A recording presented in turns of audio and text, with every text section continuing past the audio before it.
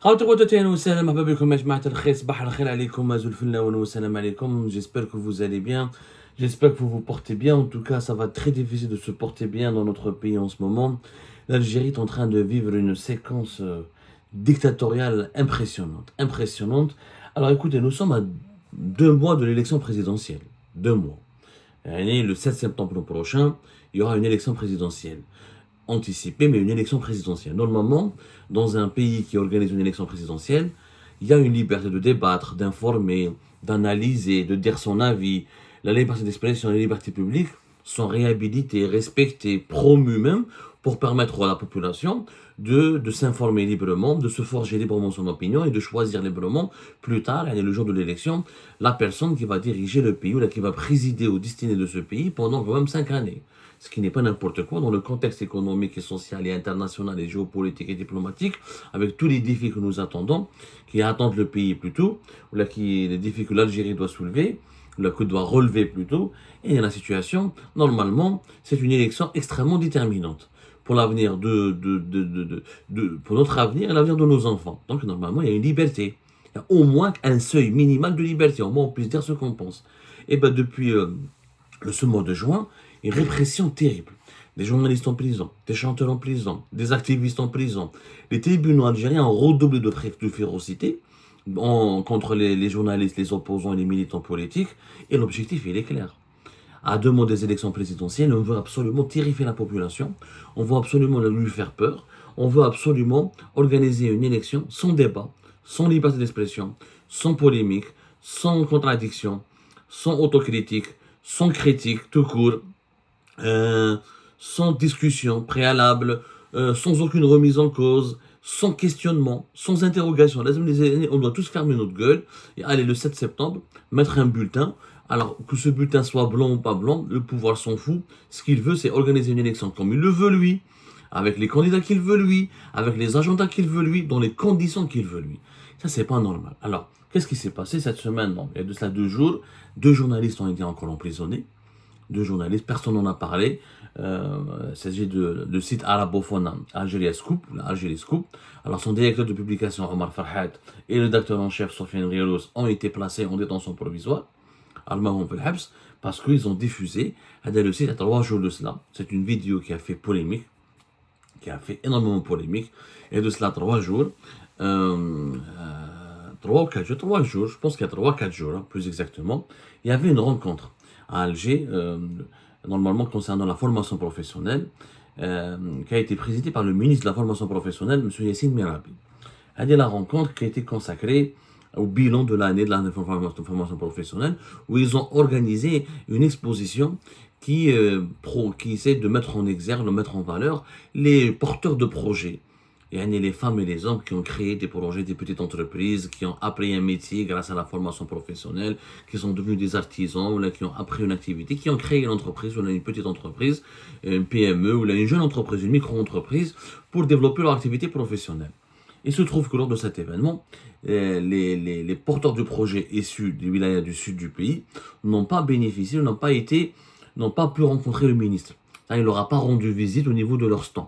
Il ne leur a pas parlé, il ne leur a pas rendu hommage, il ne les a pas encouragés, il ne leur a pas adressé la parole. Ce qui fait que, notamment, c'est des femmes, il y avait beaucoup de femmes, des porteurs de projets, et qui ont créé des micro-entreprises pour développer des activités liées à la formation professionnelle, ou qui ont appris un métier grâce à la formation professionnelle, ils se sont énervés. Ce qui est logique.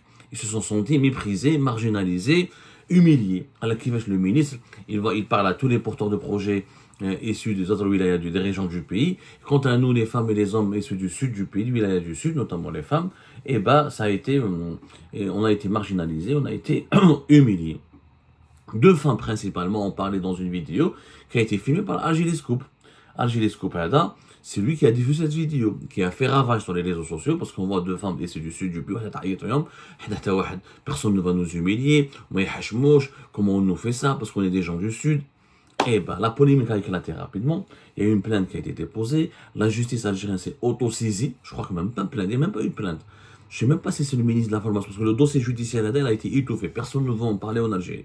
Je ne sais même pas s'il y a une plainte de la part du ministre de l'Information, du ministère de l'Information pour la formation d'enseignement professionnel, où là, il s'agit uniquement d'une autosaisine du procureur des autorités judiciaires algériennes. Et les deux journalistes ont été arrêtés. Ils ont été poursuivis et inculpés pour incitation au discours de la haine et propagande du discours de la haine. Et ils ont été emprisonnés, placés sous mandat de dépôt. Il y a un troisième journaliste, c'est le photographe. C'est même pas un journaliste, c'est le photographe et le réalisateur qui a filmé et réalisé cette vidéo. Les deux vidéos lui, quant à lui, elle a été placée sous contrôle judiciaire. Il s'agit de deux vidéos. Je sais qu'il y a eu deux vidéos. Une vidéo a fait beaucoup ravage, mais il y a au moins deux vidéos. Ils ont été retirés par la suite du site Algérie Scoop, mais ils ont circulé un peu sur les réseaux sociaux. Après, les gens ont eu peur. Ils ont commencé à les supprimer une après l'autre. Mais c'est quand même grave. Alors, je signale que Nahda Algérie Scoop, personnellement, parce que le directeur d'Algérie Scoop, Omar Farhat, son véritable surnom, son surnom dans le milieu des médias, c'est Karim Kaki. C'était les anciens d'Algérie Scoop, c'était l'ancienne équipe, les canaux Hakmin, avec la fameuse page Facebook One to Three Viva l'Algérie, qui est depuis de 2010 jusqu'à pratiquement 2016, 2017, 2018, elle a été l'une des pages Facebook les plus connues, l'une des communautés les plus importantes de l'Algérie. C'était l'une des premières communautés sur Facebook qui avait plus de 1 million d'abonnés. Où c'est vrai que هما معروفين بالسensationnalisme, معروفين بالinsulte. أنا شخصيا واش كانوا يسبوا فيا هذا عمر فرحات كريم كاكي وجماعته تاع وان تو تري في الجيري كانوا يسبوا ils insultaient la violation de la vie privée, ils avaient des idées très islamistes, tout ce qui est occidental, tout ce qui est proche, tout ce qui est francophone, tout ce qui est moderne, tout ce qui a toutes les personnalités algériennes ou les figures algériennes médiatiques ou la culturelle, la politique qui avaient un rythme, un train de vie, ou là des idées qu'on pouvait assimiler, ou là qui ressemblaient à la modernité occidentale, et ben ils les insultaient, les caricaturaient, ils faisaient des montages, ils appelaient. J'ai eu des graves problèmes avec eux, de graves problèmes avec eux. Hein. يعني لحقنا à un moment donné, j'ai failli déposer plainte. Je me souviens, c'était des amis à moi. Ils ont essayé de faire l'intermédiaire avec eux pour calmer la situation. Parce que à l'époque, fait Algérie Focus, quand j'étais rédacteur en chef d'Algérie Focus, je signais des chroniques, etc. Et je défendais les libertés des femmes, les libertés sexuelles des jeunes Algériens. Je dénonçais le conservatisme religieux. Je dénonçais les dérives de l'islamisme, son emprise sur les mœurs de notre société. Je mettais en garde contre le retour en force de l'islamisme politique. Et je dénonçais certains dirigeants politiques, etc.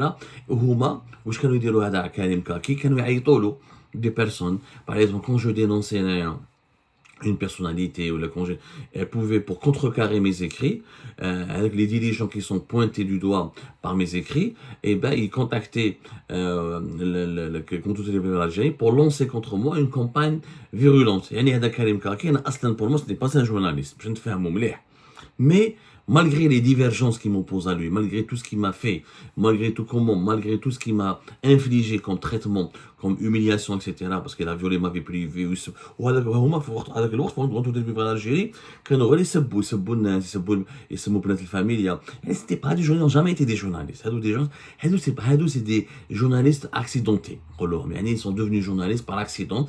Ils sont venus des réseaux sociaux. Ce sont des animateurs de pages Facebook qui ont bénéficié d'une certaine notoriété. Et comme ils avaient de grandes communautés, avec la crise politique de 2019 et le changement du régime algérien et la répression contre les activistes sur Internet qui s'est abattue, ils ont été forcés de se structurer, de créer des médias en ligne. D'ailleurs, Karim Kaki n'a jamais été un journaliste de l'opposition. Il a toujours été pour le pouvoir. جماعة ألجيري سكوب ils ont toujours été pour le pouvoir. يعني هادو الشياتين تاع الدولة باش تفهمهم مليح هادو ماهوش تاع الحراك ولا او كونترير فوت الحراك هادو كانوا مع الباديسية النوفمبورية. Par exemple هذا عمر فرحات كريم كاكي il était l'ami de نور الدين ختال. les figures médiatiques du BDC et Novembari, ce fameux courant islamiste, nationalo-islamiste et conservateur qui essaye, avec une coloration nationaliste, et ce nouveau courant, avec la nouvelle idéologie qui a été créée en 2019 pour contrecarrer le Hirak, pour contrecarrer le mouvement berbère, pour contrecarrer les démocrates et les progressistes algériens, on a créé ce mouvement, le BDC et Novembari, c'est-à-dire le nationalisme conservateur, avec soi-disant que le BDC était issu de Ibn Badis, la pensée des ulama al-muslimin, avec le novembre-balais, le nationalisme algérien, des valeurs de la guerre de l'indépendance. Alors que voilà, les ulama al-muslimin n'ont jamais été réellement pour l'action armée, l'action de libération du pays. Ils étaient beaucoup plus proches de la France, ils étaient davantage pour l'assimilation, ils étaient davantage pour une forme d'alliance, une forme de cohabitation avec la France que dans un combat d'émancipation vis-à-vis de la France. Ça, c'est une autre chose, c'est un autre débat. Donc, هذا عمر فرحات باش تفهموا بك les références idéologiques de ces gens-là. هذا كريم كاكي, معروف كريم كاكي, صاحب نور الدين ختان. Il a toujours été instrumentalisé par le pouvoir. Je vous rends tout TV par l'Algérie. Ou Algérie Scoop, ce qu'ils écrivaient contre le Hirak, contre les opposants algériens en 2019, c'est un média du régime. الشياتين تاعهم وهذوك ودخلهم يعني في الجيري ميم لو ريجيم الجيري ميم الشيات تاعو même ses propres chiites, bon, après, il y a eu une évolution quand même des rapports de force parce que Tebboune, au sein de sa cellule de communication, qui est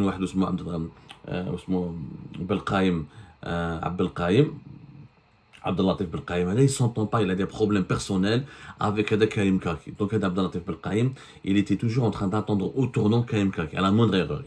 Pour eux, ils ont commis une erreur.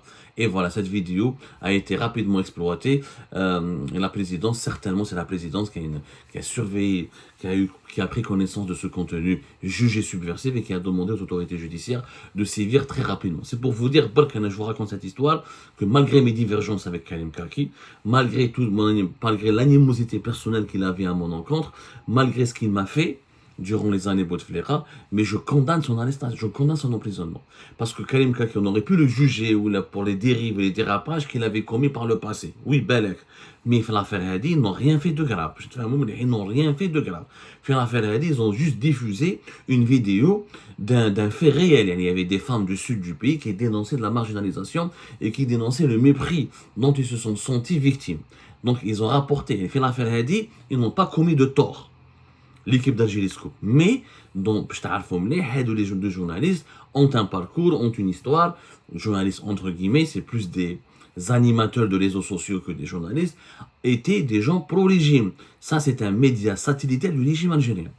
Mais malgré cela, je dénonce encore une fois leur emprisonnement et son arrestation et leur placement sous mandat de dépôt. Et derrière ce problème, il y a des problèmes, des conflits personnels entre certains membres éminents de l'équipe de communication des relations de presse du palais présidentiel qui se vengent, certains des membres de des services de communication des relations de presse du palais présidentiel d'El Mouradia se vengent contre leurs anciens adversaires.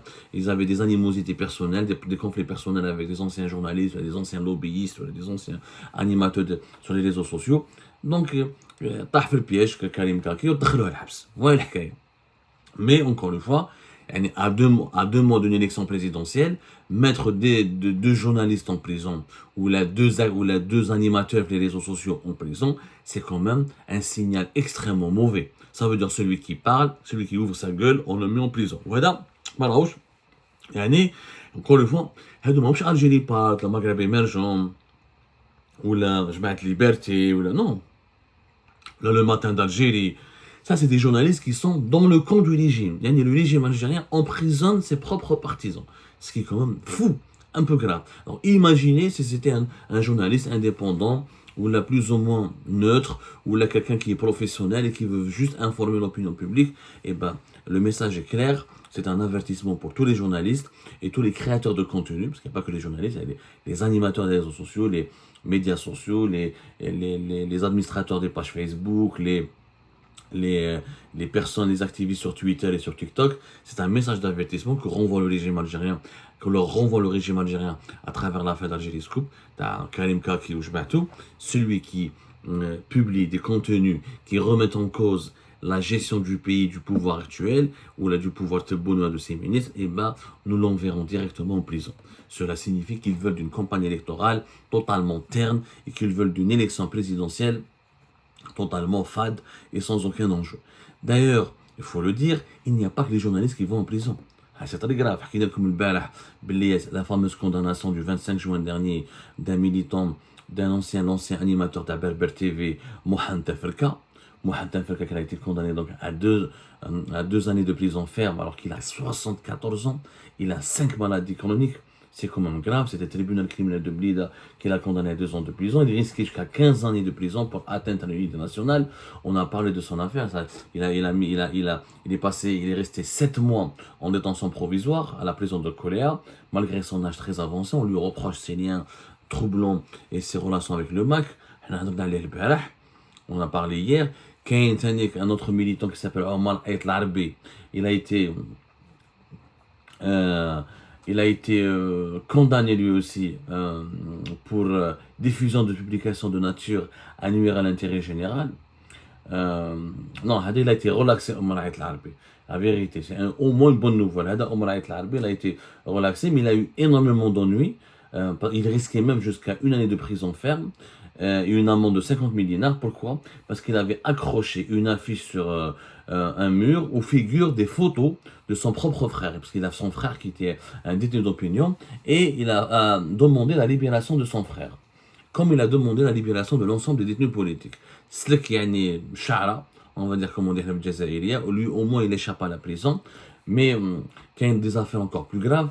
La semaine dernière, kif, toujours, et depuis le début de ce mois de juin, la machine répressive, a été remise en branle, elle fonctionne à plein régime. La fameuse chanteuse, certainement, le cas de Gas Manabé, on en a même parlé avec Algérie Part, Jamila Bentouis, qui est dans le procès Taha. Il a eu lieu le 27 juin dernier. Jamila Bentouis, elle risque 8 ans de prison ferme parce qu'elle a composé une chanson à l'étranger au soutien au mouvement du Hirak. Et elle a repris les slogans du Hirak, etc., dont certains slogans sont très hostiles au service de renseignement aux autorités algériennes. Et le tribunal criminel de Dalbaïda à Alger devrait rendre son verdict le 4 juillet prochain et elle risque 8 années de prison ferme. Elle a été arrêtée en Ramadan dernier, en plein Ramadan. Jamila Jamila Bentouis, vous pouvez voir son affaire. Elle avait un peu défrayé la chronique parce qu'elle était revenue en Algérie pour, comment dirais-je, elle était revenue en Algérie pour enterrer ses parents. C'était le 3 avril, voilà, c'était début avril 2024, début avril dernier. Début avril. En plus, elle est franco-algérienne, double nationalité. Hein. Elle a été détenue pendant les mois depuis début mars. Voilà, début mars, je corrige. Et elle a été inculpée pour appartenance à une organisation terroriste avec une chanson, alors qu'elle a juste composé une chanson en reprenant les revendications du Hirak et tout simplement. Elle a 60 ans d'ailleurs. 60 ans, elle est mère de 3 enfants. Elle était venue effectivement assister à la fin de vie par l'enterrement. Sa mère, plutôt pas son père, sa mère qui était mourante et qui risquait de mourir et de rendre l'âme. Elle voulait juste voir sa mère avant sa mort. Et ben, elle a été arrêtée le 25 février 2024 et début mars, elle a été placée en détention le 3 mars. Le 3 mars 2024. Et là, aujourd'hui, elle risque 8 ans de prison ferme. Le verdict est le 4 juillet prochain. Il faudra suivre de près cette affaire, parce que les affaires Ejmaa, ce sont des indicateurs de ce que veut faire le régime. Le régime algérien, quand il veut terrifier la population, quand il veut envoyer un message à l'opposition et à la scène politique et aux activistes, il prend des figures comme ça, des affaires comme ça, qui sont très médiatisées, ou qui ont été des affaires frappantes, bouleversantes, qui impliquent des personnes fragiles, une mère âgée de 60 ans, un ancien journaliste de Berber TV de 74 ans, des animateurs des réseaux sociaux, quelques journalistes qui margent les scoops. Il prend ces affaires-là, il les utilise vraiment pour envoyer un message. Je crois les verdicts dans ces affaires-là et le traitement judiciaire réservé aux personnes impliquées dans ces affaires reflètent ce que le régime algérien menacerait de faire à l'encontre des opposants, de ses détracteurs. Donc, De les affaires sont des indicateurs, encore une fois, de la volonté ou de l'intention du régime algérien, de comment il va, de son intention, de ses intentions, de ses futures intentions par rapport à la gestion des libertés publiques et des libertés individuelles et de ses relations avec ses détracteurs et ses opposants. Il y a d'autres affaires, depuis le début de ce mois de juin, l'affaire Bouhafs, Khaled Bouhafs, qui a été condamné par contumace à 1 année de prison ferme. Il a eu 2 autres procès. Oulium, il a un autre procès qui a été prévu initialement le 12 juin. Il a été reporté au 26 juin.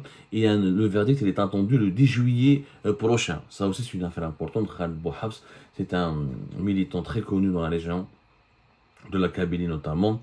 Et c'est quelqu'un qui est actif, qui est très active, très active. Bon, la chronique on va pas s'attarder jusque-là. Il y a la chronique des détenus d'opinion ou des affaires politiques en Algérie, elle est extrêmement vaste. Mais force est de constater que depuis le début de ce mois de juin, il y a eu un retour en force de la répression. Journalistes, activistes, chanteurs, tous sont présents pour envoyer un message clair et net et précis à la rue algérienne. Voilà. C'est un message, c'est un mode. Le régime algérien utilise ses affaires politiques et utilise la répression politique dans ces dossiers-là pour avertir la rue que d'ici à l'élection présidentielle, on ne va pas rigoler, on ne va rien tolérer, on ne va rien laisser passer. Il y a beaucoup de lignes rouges et on veut d'une élection présidentielle que se déroule dans l'indifférence générale, dans l'immobilisme, sans critique, sans polémique, sans débat, sans discussion, sans remise en cause, sans remise en cause, sans interrogation, sans même pas des questionnements.